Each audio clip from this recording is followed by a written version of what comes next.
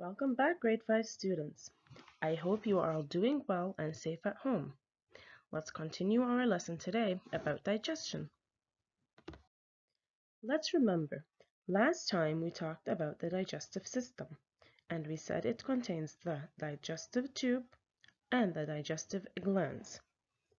When the food is taken into the mouth first, the food is chewed in the mouth, then it goes down the esophagus and into the stomach, where it passes into the small intestine, then into the large intestine, where the undigested food is released through the anus.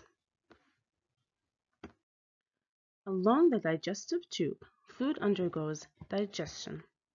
Digestion is the transformation of food from large particles into the small particles that we know as nutrients.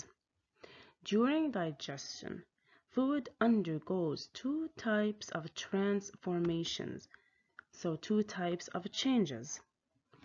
These types are mechanical transformation and chemical transformation. In mechanical transformation, it begins in the mouth. When we first take in the food, we have to chew the food in our mouth. So mastication means chewing this food, and of course we need our teeth for this action. Incisor cuts the food, canine tears the food, and our molars grind the food. The next mechanical transformation happens in the esophagus, the contraction of the muscles. So the muscles move in peristaltic movements. This is the movement of the muscle that helps the food move down the esophagus, where then in the stomach, the next mechanical transformation is brewing. And finally, in the small intestine, we have the same contraction of muscles, which helps the food move along into the large intestine. Our next type is the chemical transformation. This requires digestive juices released from the digestive glands to make the food easier for digestion. Alright, students, let's solve a few questions. First of all, list the two types of transformations that food undergoes throughout the digestive tube. From the previous page, we saw that there are two transformations, mechanical and chemical. The next question, teeth play an important role in the mastication of the food. Name three types of teeth present in the mouth and indicate, so let me know, the role of each. We said that the incisors cut the food, the canines tear the food, and the molars grind the food. The next question is indicate. Again, let me know the mechanical transformation undergone by the food in each of the following. So in the first one, esophagus.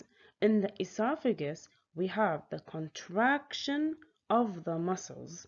This is called the peristaltic movement. In the stomach, we have the brewing. And in the small intestine, we also have the contraction of the muscles. Again, this is called the peristaltic movement. Last question is, name the agents responsible for the chemical transformation of food. We said that chemical transformation happens with the help of the digestive juices.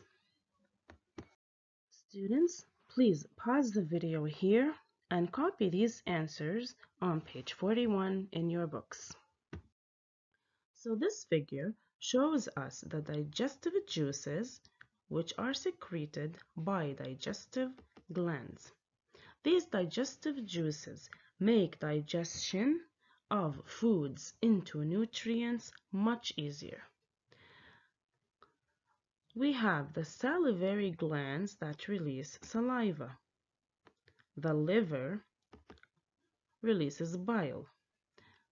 The stomach releases a gastric juice. The pancreas releases a pancreatic juice. And the small intestine releases the intestinal juice.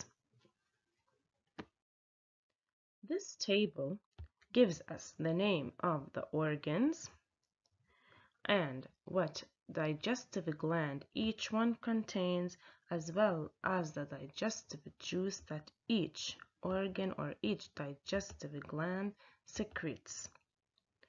Remember, the digestive juices help in the digestion of the foods as they are changed into the nutrients our body needs. Please copy these answers onto your book, page 42. Again, pause the video here and copy these answers into your books on page 43. This video reviews the transformation of food into nutrients. Most of the digestion occurs in the small intestine. The pancreas and liver release juices for fats and carbohydrates. Here, the substances the body needs are absorbed and they pass into the blood. Any substance that has not been used continues into the large intestine.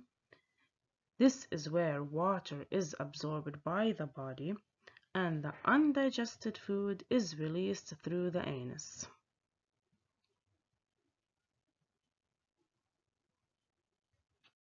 Okay, students, last question. How do I take care of my digestive system? First, chew your food slowly. Eat slowly. Try to eat as little sweets as possible. Of course, you need to brush your teeth because teeth and mouth are part of our digestive system. Washing your hands is very important.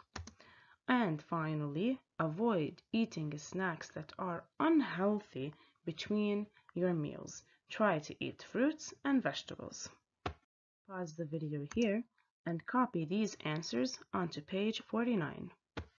Now we are finished our lesson about digestion. Solve the exercises on the worksheet sent to you. Stay safe, dear students,